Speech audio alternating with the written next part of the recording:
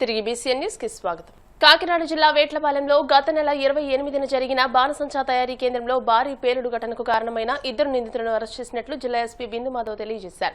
కాకినాడ జిల్లా పోలీస్ కార్యాలయంలో ఏర్పాటు చేసిన మీడియా సమావేశంలో ఎస్పీ వివరాలు వెల్లడించారు. వేట్లపాలానికి చెందిన సూర్యశ్రీ ఫైర్ వర్క్స్ యజమానులైన అడబాల అర్జున్, అతని సోదరుడు వీరబాబులను గురువారం మధ్యాహ్నం అరెస్ట్ చేసినట్లు చెప్పారు. మందుగుండును అధిక ఒత్తిడితో నింపడం వల్ల రాపిడి జరిగి ప్రమాదం వాటిల్లిందని ప్రాథమిక విచారణలో తేలిందని తెలియజేశారు. ఈ మీడియా సమావేశంలో Peddapuram in-charge DSP Satyanarayana, Samarlakota CI Krishna Bhagavan, police సిబ్బంది పాల్గొన్నారు. ఫిబ్రవరి 28వ తారీఖు మధ్యాహ్నం 2:15 సామర్లకోట మండలం వేట్లపాలెంలో Suryasri fireworks manufacturing unit లో భారీ విస్ఫోటం సంభవించి 20 మంది అక్కడికక్కడే చనిపోవడం జరిగింది. అక్కడి నుంచి ఒక 9 మందిని ఒక హాస్పిటల్కి, 2 వేరే హాస్పిటల్కి, 11 మందిని ఇవాక్యుయేట్ చేసి చికిత్స నిమిత్తం తరలించడం జరిగింది, రెస్క్యూ చేసి.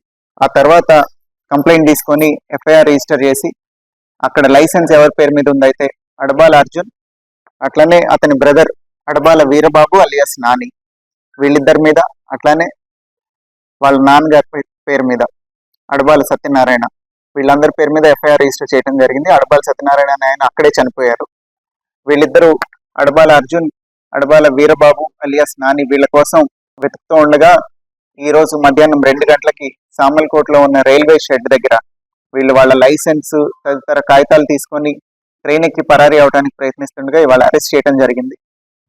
వాళ్ళిద్దరిని అరెస్ట్ చేసి ఇప్పుడు రిమాండ్ పెట్టి further investigation will take up. First aid కోసం ఎవరైతే షిఫ్ట్ అయ్యారో, రెస్క్యూ చేసి హాస్పిటల్లో క్రిటికల్ ఇంజూర్డ్ ఎవరున్నారో వాళ్ళల్లో ఇంకా 8 మంది చనిపోవడం జరిగింది. పూర్తిగా మృతుల సంఖ్య 28కి పెరిగింది. మిగతా 3 ఉన్నారు. ఒకళ్ళు డిశ్చార్జ్ అయిపోయారు, 2 ఇంకా చికిత్స పొందుతున్నారు. ఇప్పటిదాకా వచ్చిన ప్రాథమిక సమాచారం ప్రకారం వ్యాలిడ్ లైసెన్స్ ఉంది. అడబాల అర్జున్ అనే అతనికి లైసెన్స్ ఉన్నా కూడా అతనికి LE1 లైసెన్స్ ఉంది, లైసెన్స్ ఫర్ ఎక్స్ప్లోజివ్స్ కేటగిరీ 1. 15 కేజీల ముడి సరుకు, సల్ఫర్ కానీ వేరే ఇంగ్రీడియంట్స్ కానీ అన్ని కలిపి 15 కిలోలు అతని ప్రెమిసెస్ లో పెట్టుకోవడానికి పర్మిషన్ ఉంది. అట్లనే రెండో అతను తమ్ముడు ఎవరైతే ఉన్నారో అడబాల వీరబాబు అలియాస్ నాని, అతనికి LE5 లైసెన్స్ ఉంది. LE5 అంటే ఫినిష్డ్ ప్రోడక్ట్ అమ్మే లైసెన్స్ అన్నమాట. ఫైర్ క్రాకర్ తయారు చేసిన తర్వాత అది షాప్ పెట్టుకుని అమ్మే లైసెన్స్. అతనికి 500 కిలోలు వరకు ఫినిష్డ్ ప్రోడక్ట్ స్టోర్ చేసి అమ్మే లైసెన్స్ ఉంది. ఈ LE1 లైసెన్స్ ఏదైతే ఉందో అది 2026 సంవత్సరం మార్చి 31కి ఎక్స్పైర్ అవుతుంది. LE5 లైసెన్స్ 2027 సంవత్సరం దాకా ఉంది, వీరబాబు పేరు మీద ఉన్నది. వీళ్ళు ఇప్పుడు ఈ లైసెన్స్ ఎండ్ అయిపోతుందని ఎక్కువ రా మెటీరియల్ తెచ్చుకొని, అతని తమ్ముడికే LE5 లైసెన్స్ ఉంది కాబట్టి ఫినిష్డ్ ప్రోడక్ట్ అక్కడ పెట్టేసుకుంటే తర్వాత అమ్మి ఎక్కువ మొత్తంలో డబ్బు సంపాదించవచ్చని, దాంతో పాటుగా జగ్గంపేట మండలం మల్లిసాలలో సింగారమ్మ తల్లి జాతర ఒకటి 3వ తారీఖున జరగాల్సింది. ఆ 3వ తారీఖున జాతరలో నైట్ టైం క్రాకర్స్ పేల్చడం వీళ్ళు ఒక 9 సంవత్సరాల నుంచి చేస్తున్నారు. వీళ్ళ కుటుంబం తరఫున, వీళ్ళ ఇన్లాస్ ప్లేస్ అది అత్తారు ఊరు. సో అక్కడ night time fire crackers display పెట్టడం కోసం ఈ 2 కారణాల నిమిత్తం ఎక్కువ మోతాదులో తెచ్చుకొని ఉంటారు, పర్మిసిబుల్ లిమిట్ కన్నా రా మెటీరియల్స్ అనేది ప్రాథమిక సమాచారం. వాళ్ళకి లైసెన్స్ ఉన్నా కూడా వాళ్ళ నిర్లక్ష్యంతో ఎక్కువ మంది వర్కర్స్ని ఎంగేజ్ చేయటం, ఎక్కువ మోతాదులో ముడి పదార్థాలు, బేసిక్ ఇంగ్రీడియంట్స్ ఏవైతే ఉన్నాయో అవి తీసుకురావడం వల్ల రాంగ్ హ్యాండ్లింగ్ జరిగినప్పుడు ప్రెషర్ సెన్సిటివ్ మెటీరియల్స్ ఇవన్నీ ఇప్పుడు కొంత రాపిడ్ వల్ల కానీ ఏదైనా రాంగ్ హ్యాండ్లింగ్ జరిగితే బ్లాస్ట్ అవడం జరుగుతుంది. ఒక చోట బ్లాస్ట్ కనుక జరిగితే ఇట్లాంటి చోట్ల RFSL ఫస్ట్ విజిట్ లో కూడా చెప్పింది, ఆ షాక్ వేవ్ వల్ల ఇంకా విడిగా ఉన్న పేలుడు పదార్థాలు ఏమున్నాయో అవన్నీ కూడా డెటనేట్ అవడం జరుగుతుంది, బ్లాస్ట్ అవుతాయి. సో అట్లా జరిగి ఉంటుందని ప్రాథమిక సమాచారం. వీళ్ళిద్దరిని అరెస్ట్ చేసి రిమాండ్ పెట్టిన తర్వాత పోలీస్ కస్టడీకి కూడా తీసుకోవడం జరుగుతుంది. వీళ్ళిద్దరూ అట్లనే వీళ్ళ కుటుంబ సభ్యుల పేర్ల మీద ఉన్న ఒక 11 బ్యాంక్ అకౌంట్లు కూడా ఫ్రీజ్ చేయడం జరిగింది. ఫర్దర్ గా ఇన్వెస్టిగేషన్ లో ఇంకా ఏదైనా ఫ్యాక్ట్స్ వస్తే ఎస్టాబ్లిష్ చేసి తొందరగా ఛార్జ్ షీట్ వేసి వీళ్ళకి శిక్ష పడేలాగా అన్ని చర్యలు తీసుకోవడం జరుగుతుంది. సీరియస్ మెసేజ్ ఆర్ వార్నింగ్ ఏదైనా అనుకోండి, కాకినాడ డిస్ట్రిక్ట్ లో 20 ఇట్లాంటి మ్యానుఫ్యాక్చరింగ్ యూనిట్స్ ఉన్నాయి, ఒక 8 రా మెటీరియల్ సప్లయర్ యూనిట్స్ ఉన్నాయి. ఈ 20 మ్యానుఫ్యాక్చరింగ్ యూనిట్స్ అట్లనే 8 రా మెటీరియల్ యూనిట్స్ అన్ని క్లోజ్ చేయడం జరిగింది. బట్ ఫర్దర్ గా కూడా I'm warning all of them, వాళ్ళు గనక ఏ రకమైన రెగ్యులారిటీ కానీ వాళ్ళకున్న కండిషన్స్ కానీ వైలేట్ చేస్తే చాలా తీవ్రమైన చర్యలు తీసుకుంటాము. వాళ్ళు కొద్దిగా గ్రీడ్ తో ఎక్కువ క్వాంటిటీ తీసుకురావడం కానీ, శాస్త్రీయమైన పద్ధతులు పాటించకుండా మ్యానుఫ్యాక్చర్ చేయటం కానీ, అధిక మోతాదులో raw material or manufacturing material ఏది పెట్టుకున్నా కూడా ప్రజల ప్రాణాలతో చెలగాటమాడుతున్నారు వాళ్ళ డబ్బులు గ్రేడ్తో. ఇట్లాంటిది కనుక చేస్తే సహించబోము. ఆల్రెడీ అన్ని చోట్ల కూడా క్లోజ్ చేయడం జరిగింది. చాలా స్ట్రిక్ట్ గా ఇవన్నీ లైసెన్స్ కండిషన్స్ వెరిఫై చేసి మేము ఓపెన్ చేయమంటేనే, అంతా కరెక్ట్ గా ఉంటేనే ఓపెన్ చేయాలి. చేసిన తర్వాత పద్ధతిగా నడుచుకోవాలి. ఎక్కడ ఈ గ్రీడ్ తో లాస్ట్ మినిట్ లో ఎక్కువ క్వాంటిటీ తెచ్చారు, ఇట్లాంటివి పూర్తిగా వి విల్ నాట్ టాలరేట్.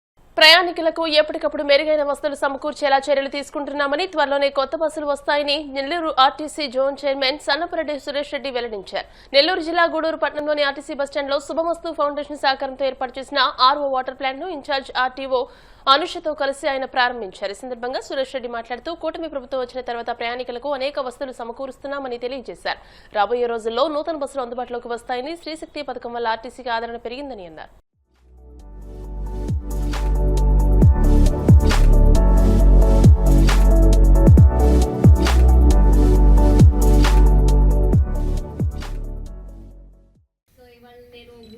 తీసుకున్న తర్వాత ఇలాంటి ప్లాంట్ అనేది ఆవిష్కరించడం అనేది చాలా important.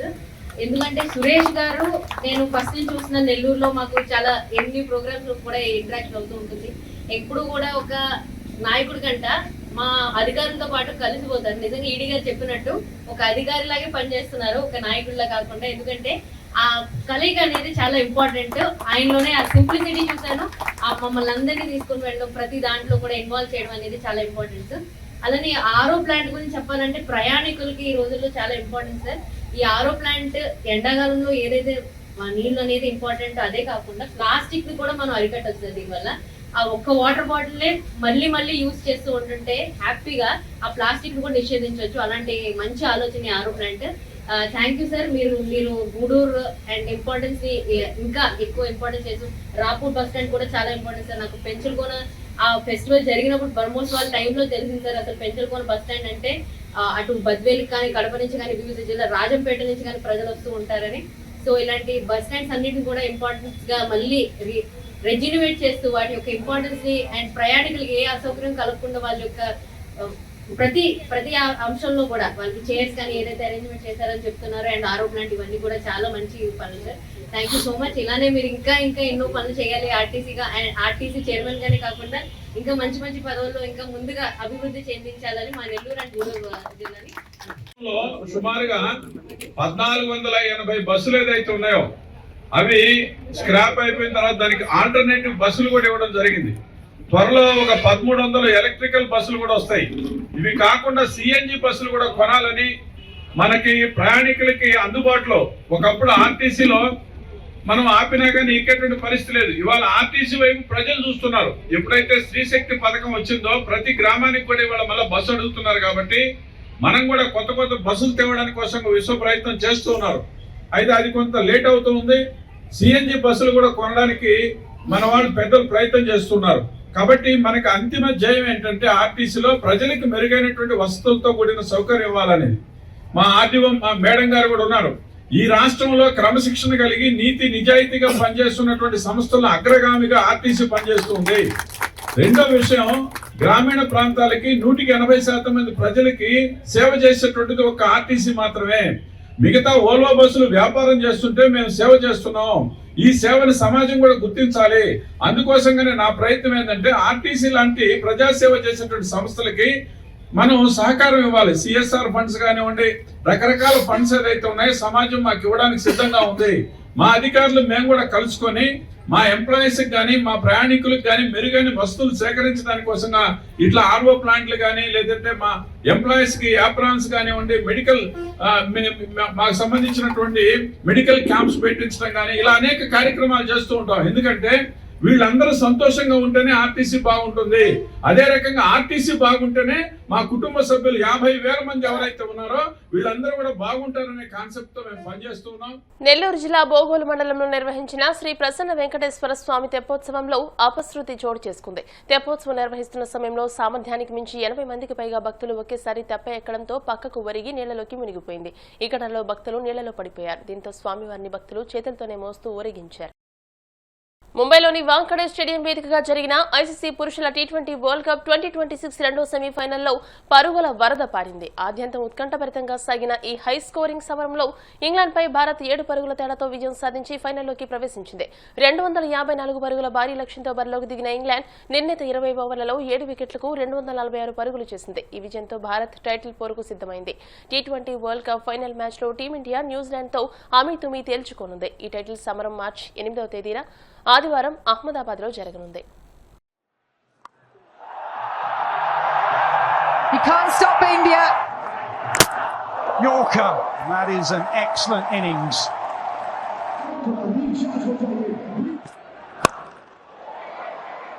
That's over.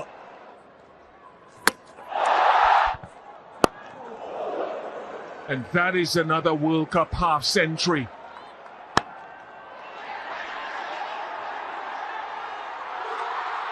That looks to be outstanding. Swings. And it's a magnificent innings. But it's India who march into the semi-final in the end. వార్తలు ముగించే ముందు ముఖ్యాంశాలు మరోసారి. జనాభా తగ్గితే నియోజకవర్గాల పునర్విభజనలో దక్షిణాది రాష్ట్రాలకు తీవ్ర నష్టమన్న సీఎం చంద్రబాబు. తెలుగు జాతి శక్తివంతంగా ఉండాలంటే జనాభా 5 కోట్లకు తగ్గకూడదని ఉద్ఘాటన. చంద్రబాబుకు హిందువుల పట్ల నిజంగా గౌరవం ఉంటే బీఆర్ నాయుడు వెంటనే టీటీడీ చైర్మన్ పదవి నుండి తప్పించాలి. YCP MLC Varudu Kalyani demand.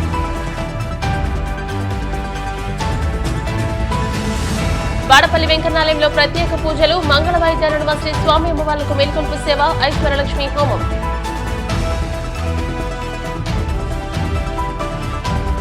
Mumbai వేదికగా ఇంగ్లాండ్తో జరిగిన పురుషుల టీ20 వరల్డ్ కప్ సెమీఫైనల్లో భారత్ విజయం. ఆఖరి ఓవర్లో ఉత్కంఠ నడుమ 7 పరుగుల తేడాతో ఇంగ్లాండ్ ఓటమి. ఈ వార్తలు ఇంతటితో సమాప్తం. మరిన్ని వార్తల కోసం BCN digital YouTube channel, Facebook page ని ఫాలో అవ్వండి. అప్డేటెడ్ వార్తల కోసం ప్లీజ్ సబ్స్క్రైబ్.